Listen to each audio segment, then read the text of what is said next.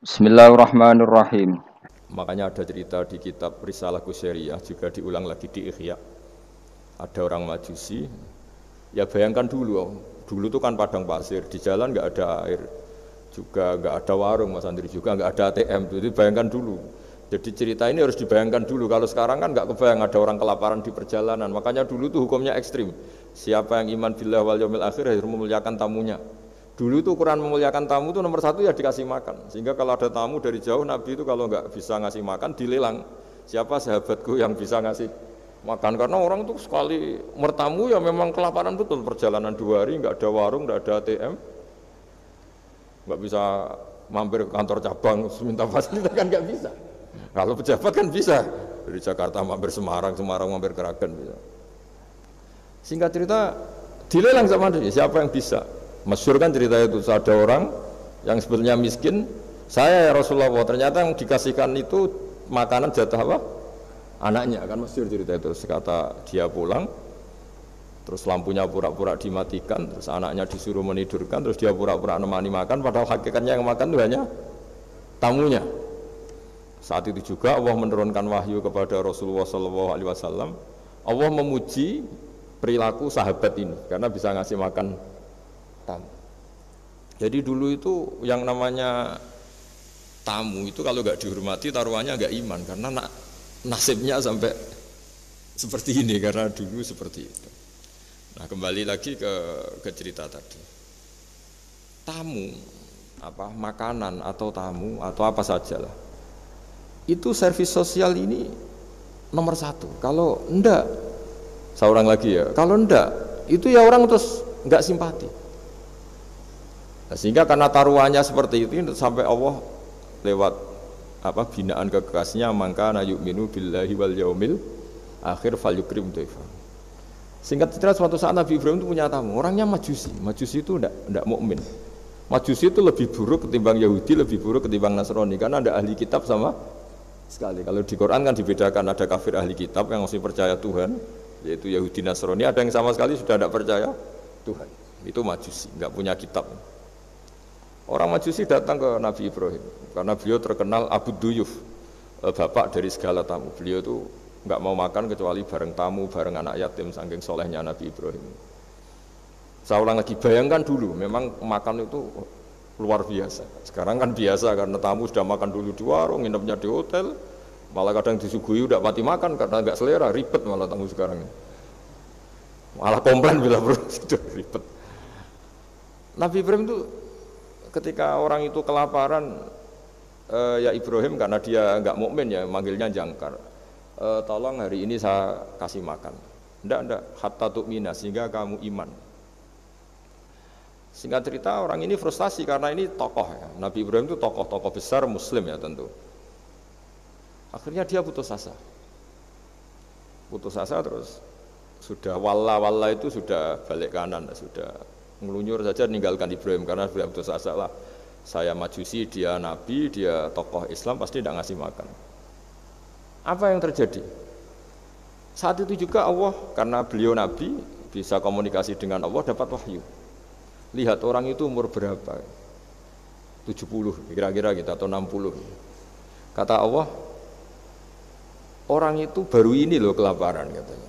Dan baru ini juga minta kamu kan? Iya. Dan kemarin-kemarin tidak pernah kelaparan ya baru ini ya. Terus kata Allah, saya yang Tuhan saja ngasih makan dia padahal tidak iman sama saya. 60 tahun. Kamu diminta untuk 1 hari saja kok mensyaratkan apa? Iman. Udah panggil saja supaya makan di kamu. Salah saya dipanggil akhirnya sama Nabi Ibrahim dikejar. Udah, ayo makan ke saya gitu. Lah gimana? Udah, enggak usah syarat iman, pokoknya makan saja guys. Nah, sudah si makan sama Nabi Ibrahim di servis, tanya orang itu. Kok kamu mendadak baik tadi sini situ? Itu ditegur Allah, saya salah katanya. Loh, Allah yang Tuhan itu, menurut kamu Tuhan itu betul negur kamu? Iya. Dia nangis-nangisnya. Ternyata Tuhanmu itu Tuhan betul ya. Saya yang Majusi aja diperhatikan kata. Bahkan menyalahkan kekasihnya kamu katanya. Udah saya mau iman saja katanya gitu kan. Itu ya barokahnya servis tadi. Nah sekarang misalnya kita bertarung di dunia yang bebas ini. Misalnya nyuwun sewu, yang ngasih makan ini nyuwun sewu orang tidak baik, yang orang baik tidak ngasih. Pasti utang jasanya orang ini sama yang enggak baik. Karena kenanya sama orang baik itu tidak baik. Nah ini yang dimaksud walau kunta fadhun ghalidhal qalbi lan faddu min hawlik. Kalau orang mengelola Islam dengan cara yang kurang baik, maka akan melahirkan orang lari. Ya, karena tadi al-insan abdul es. Jadi cerita yang ringan-ringan di sekeliling kita juga seperti itu.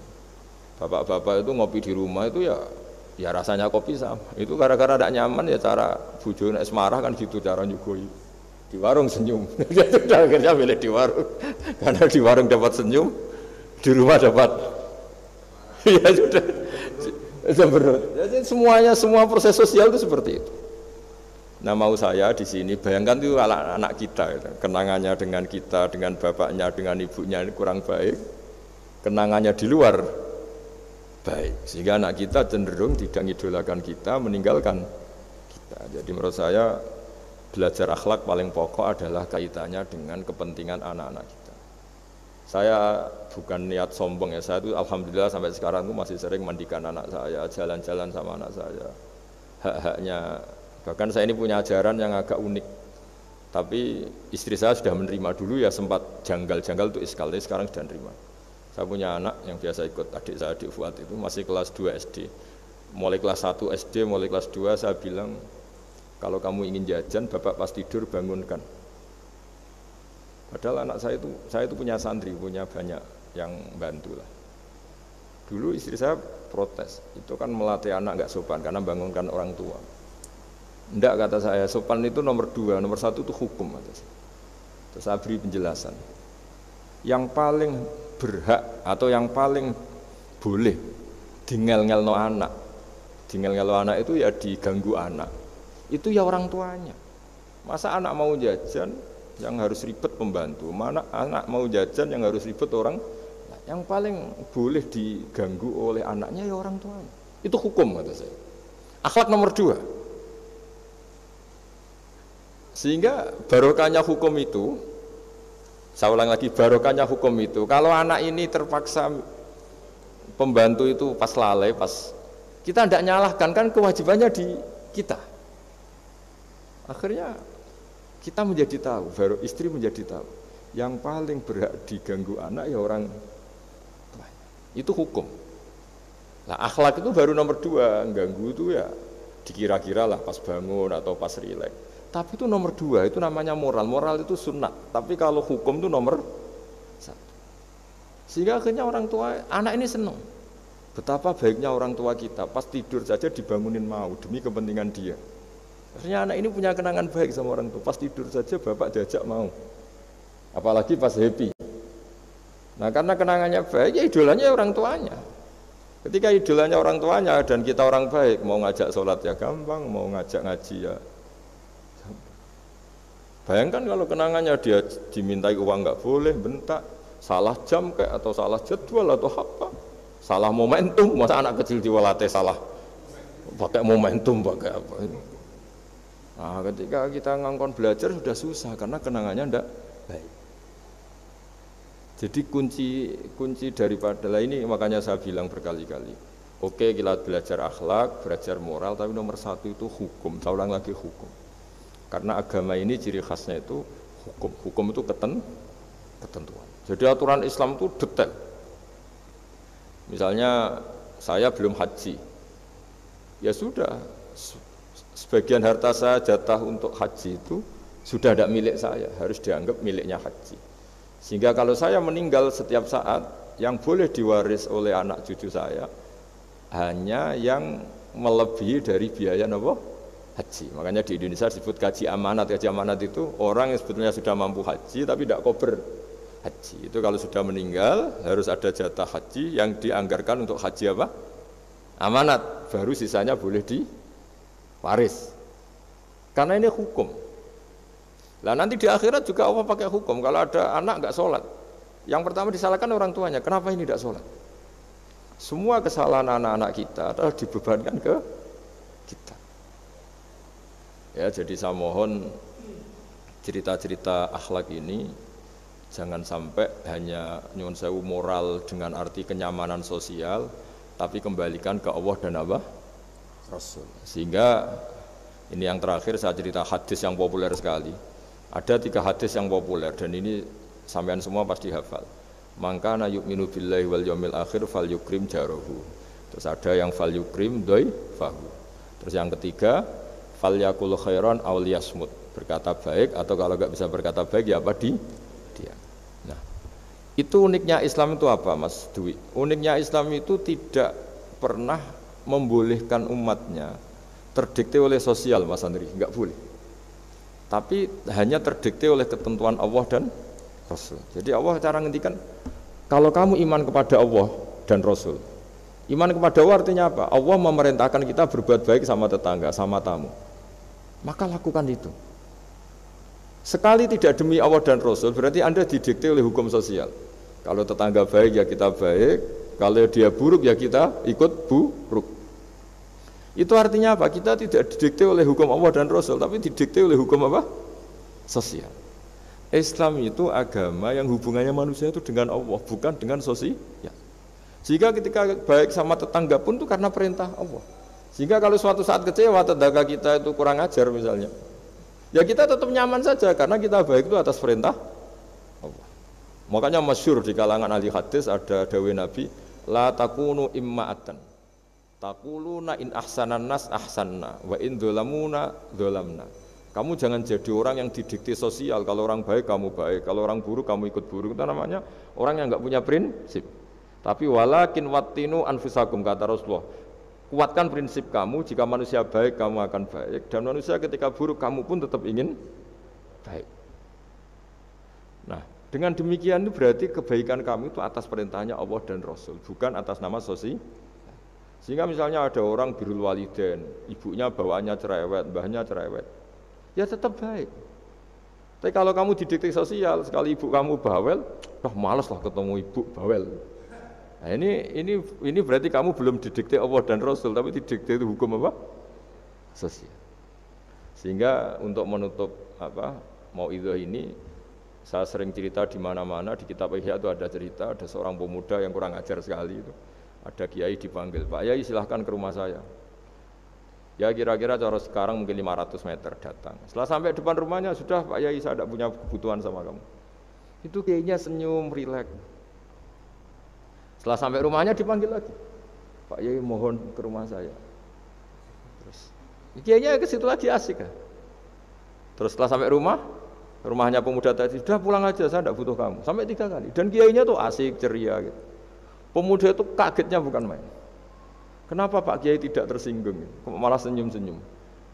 Jong kata orang Jawa ini. Ini cerita di Ihya. Saya itu senang sekali nuruti perintah Allah. Allah menghentikan, saya disuruh hormat tetangga. Lah kamu tetangga saya. Dan saya alhamdulillah bisa nuruti karep kamu. Disuruh ke kamu, saya ke kamu. Dan sekarang karep kamu saya pulang, ya saya pulang. Syukur sekali hari ini saya bisa nuruti perintah Allah sampai 3 kali. Nangis pemuda itu. Loh kalau kamu kan tampar, ini kan pelecehan. Itu kan kurang ajar betul kiai digambar. Tapi wali-wali itu enggak berpikirannya tidak seperti itu. Kalau kamu tidak wali ya memang aneh pikiran itu, tapi yang benar ya itu. Nah, jadi lewat ngaji ini saya mohon lah semua teman-teman yang di BI maupun seluruh kita, akhlak itu nomor 1. Dengan makna tapi setelah kepastian hukum, setelah kepastian hukum. Jadi misalnya senyum itu sunat karena kita merayu mitra bisnis untuk bisnis yang halal. Tapi kalau bisnis kita bodong, ya semua orang yang ingin nipu kan ya pasti senyum lah. Berarti yang pahalanya besar ya orang-orang penipu karena senyumnya lebih sering timbang yang enggak nipu. Jadi artinya akhlak itu menemukan momentum sebagai ibadah setelah ada kepastian hukum halalnya. Tapi kalau nggak ada kepastian hukum halalnya, ya ini senyum itu dievaluasi tadi. Misalnya orang ngerayu juga harus senyum, orang nipu juga harus senyum. Ini yang mungkin banyak diabaikan. Saya kira demikian dan mohon maaf karena sebetulnya kalau andaikan tadi jalannya normal mungkin saya nggak terlambat. Itu kan banyak lubang-lubang karena itu biasanya kan karena hujan itu. Tapi ya saya suka tetap terlambat biar keren pernah nunggu kiai. Jadi kalau dalam teori agama itu sama kok. Sholat, Nabi itu pernah sholat isya itu setengah tiga dini hari. Sahabat biasanya kan beliau suka awal waktu. Terus ketika sahabat tanya kata Nabi, malam ini spesial. Karena kamu lama sekali nunggu apa? Sholat. Enggak semua orang malam ini bisa menunggu apa? Sholat. Jadi artinya apa bawaannya itu nunggu kebaikan. Jadi di antara trik atau resep husnul khotimah. Ya, ini sebagai penutup ngaji. Resep husnul khotimah itu innallaha ta'ala yubahi malaikatahu. Allah membanggakan kita, yubahi bikum malaikatahu. Allah bangga dengan kita. Di antaranya apa Mas Andri?